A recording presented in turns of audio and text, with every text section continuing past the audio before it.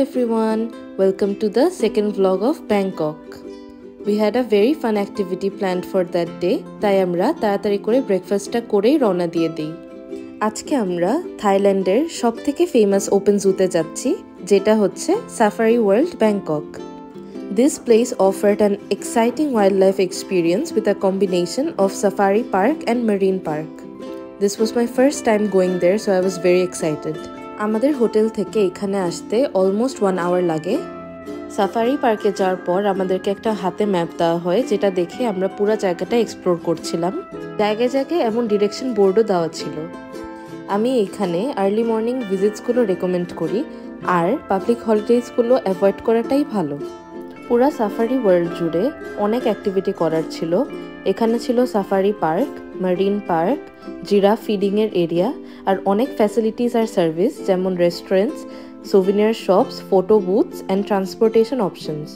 ফার্স্টের লোকেশনটা বেসিক্যালি একটা zoo experience for all the tourists. আমাদের পুরা মারিন ওয়ার্ল্ডটা এক্সপ্লোর করতে অ্যারাউন্ড 3 to 4 আওয়ার্স লাগে। সেখানে এত ভ্যারাইটির অ্যানিমালস ছিল যে বলে শেষ করা যাবে না।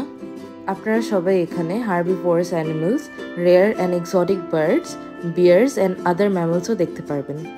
সব অ্যানিমালের সামনে তাদের একটা ডেসক্রিপশন দেওয়া ছিল, which made it very interesting to look at them. এইসব রেয়ার আর এক্সোটিক বার্ডের সাথে চাইলে ছবিও তোলা যায়, but they charge extra for that. Make sure আপনারা এইসব জায়গায় আসলে আশেপাশে ফুড স্টল থেকে বেশি বেশি করে বেভারেজেস কিনেন, কারণ এখানে হাইড্রেটেড থাকাটা খুবই ইম্পর্টেন্ট। ফাইনালি হাঁটতে হাঁটতে জিরাফ টেরেসে আমরা আসি, আর এখানে অনেক কাছের থেকে জিরাফদেরকে আদর করে তাদেরকে খাবার দেওয়ার একটা সুযোগ রয়েছে। সাফারি ওয়ার্ল্ড এন্টার করার সময় আমাদেরকে একটা ম্যাপ দিয়ে দেওয়া হয়, আর ম্যাপের পিছনে এক একটা শোজের টাইমগুলো দেওয়া হয়। শোজগুলো বেসিক্যালি এক একটা স্লটে হয়, তাই এক্সপ্লোর করতে করতে আমাদের যেই টাইমটা কনভিনিয়েন্ট লেগেছে সেই টাইমে আমরা ঢুকে পড়ি এইসব অ্যানিমাল শোজ এনজয় করার জন্য। ফার্স্টেই ঢুকে পড়লাম দেখতে এলিফ্যান্ট শো। এখানে ট্রেন্ড এলিফ্যান্টগুলো তাদের স্কিলগুলো ডেমনস্ট্রেট করে, যেরকম পিকচার্স পেইন্ট করে, ফুটবল প্লে করে, and even showcase their intelligence. This elephant show lasted for almost 40 minutes. শোটা এন্টার করতে আমাদের জাস্ট 5 মিনিটস লেট হয়েছিল, অ্যান্ড ট্রাস্ট মি, এত ক্রাউড ছিল যে আমরা বসার জায়গা পাচ্ছিলাম না। 1 আওয়ার মতন শোতে রেস্ট নেওয়ার পর we were back to exploring animals.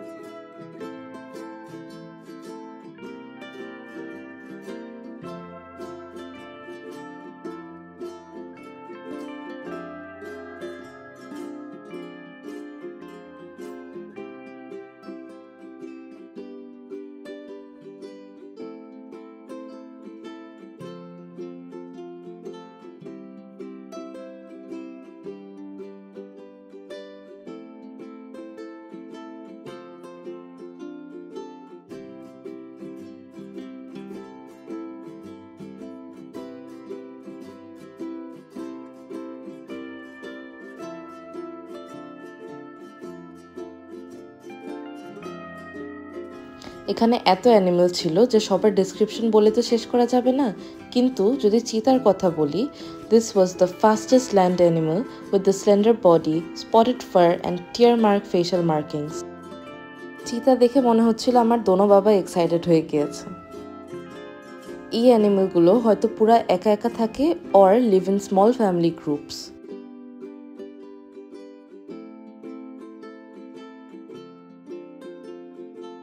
তারপর চোখ পড়লো একটা ইন্টারেস্টিং অ্যানিমেল, লামার উপর। এই অ্যানিমেলটা সাধারণত আমাদের দেশে একদমই দেখা যায় না, তাই এটা দেখে খুবই ভালো লাগছিল। লামাগুলো আসলে খুবই ফ্রেন্ডলি একটা অ্যানিমেল।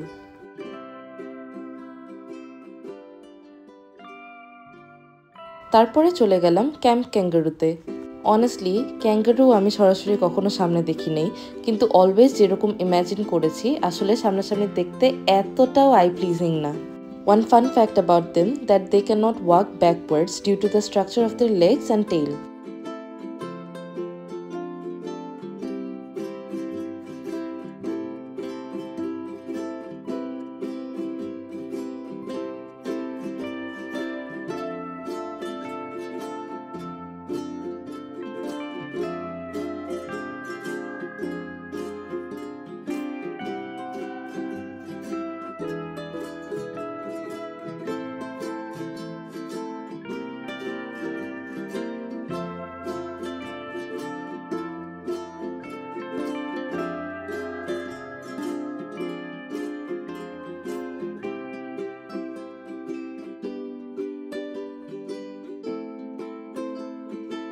এই ফ্যান্সি কার্ভ গার্ডেনটা ওয়াজ ট্রুলি ম্যাজিক্যাল।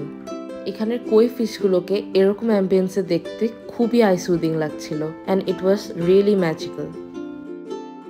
আমি অনেকক্ষণ বসে বসে এখানের মাছগুলোকে দেখছিলাম। অলমোস্ট 6 আওয়ার্স ধরে আমরা হাঁটাহাঁটি করছি। এখন এসে ফাইনালি একটু রেস্ট নিয়ে আবারও আরেকটা ডলফিন শো ক্যাচ করার জন্য আমরা ছুটে পড়ি। এইসব অ্যানিমাল শোজ অ্যান্ড পারফরমেন্সের মধ্যে আসলে অনেক ভ্যারাইটিস আছে, যেরকম dolphin show, sea lion show, elephant show, orangutan show, cowboy stunt show, bird show. কিন্তু আসলে সব তো দেখা পসিবল ছিল না, কারণ এক একটা এক এক স্লটে ছিল and we also had to explore all the other wild life as well.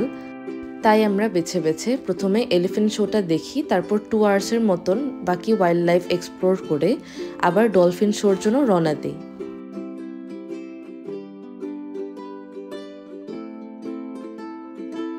This was the last activity we had in the marine park.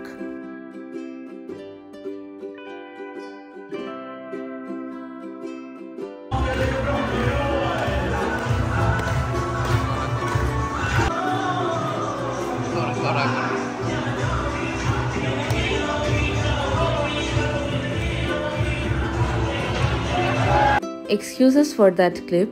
এখানে বসা মাত্রই দেখলাম যে একটা পাঞ্জাবি লোক এসে হঠাৎ করে তাদের ট্রেডিশনাল সঙের মধ্যে নাচা শুরু করে and we were all enjoying it. এই ডলফিন শোর হাইলাইটগুলোই হচ্ছে অ্যাক্রোব্যাটিক জাম্পস অ্যান্ড ফ্লিপস, এখানের ইন্টারঅ্যাক্টিভ ট্রিক্স, ট্রেনার ডলফিনের বন্ড, অডিয়েন্স পার্টিসিপেশন আর আসলে কিছুটা educational insight as well. Dolphin শোটা 20 মিনিটসের মতন দেখার পর আমরা মেরিন পার্ক থেকে বের হয়ে সাফারি পার্কের জন্য ঢুকি। সাফারি পার্কে বেসিক্যালি অনেক আলাদা আলাদা কার্সও থাকে এবং ওপেন বাসগুলোও থাকে, যেখানে আপনারা ঢুকে পুরাটা জায়গা এক্সপ্লোর করতে পারবেন। কিন্তু আপনারা চাইলে যে ক্যাবে আপনারা হোটেল থেকে এখান পর্যন্ত আসছেন সেই ক্যাবটাও নিয়েও এখানে ঘুরতে পারেন।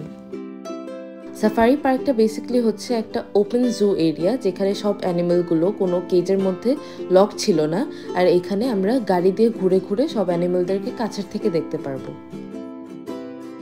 সাফারি পার্কের মধ্যে সবচেয়ে থ্রিলিং মোমেন্ট হচ্ছে watching the big cats being fed by park staff. This is the sight that leaves all the visitors in awe. এই জায়গাটা হচ্ছে the highlight of the Safari World, providing visitors with an exciting open zoo experience. Unlike traditional zoos where animals are confined in enclosures, এখানে অ্যানিমালসগুলো they can roam freely, which actually resembles their natural habitat. এখানে টাইগারদের নিয়ে special attraction আছে, যেরকম তাদেরকে খাবার খাওয়ানো যাবে, টাইগার ফটো অপরচুনিটিস আছে, আর সাফারি ড্রাইভ থ্রু এক্সপিরিয়েন্সে এই টাইগারগুলো যখন হেঁটে হেঁটে যায় সেই ভিউটাই অনেক ফ্যাসিনেটিং লাগে।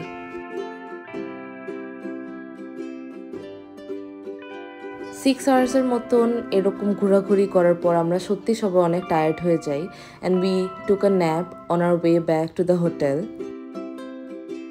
হোটেলে যেতেও আমাদের 2 আওয়ার্সের মতন লাগে, কারণ সেই দিন একটু ট্রাফিক জ্যাম ছিল। আমরা প্রথমে আমাদের ফেভারিট রেস্টুরেন্ট থেকে একটু লাঞ্চ করে তারপর একটা নিয়ার বাই আর্টিস্টের শপ এক্সপ্লোর করি। We then went back to our hotel, took a really good nap, and then একটু swim করলাম, and it felt like it was the best relaxing way to end that hectic day.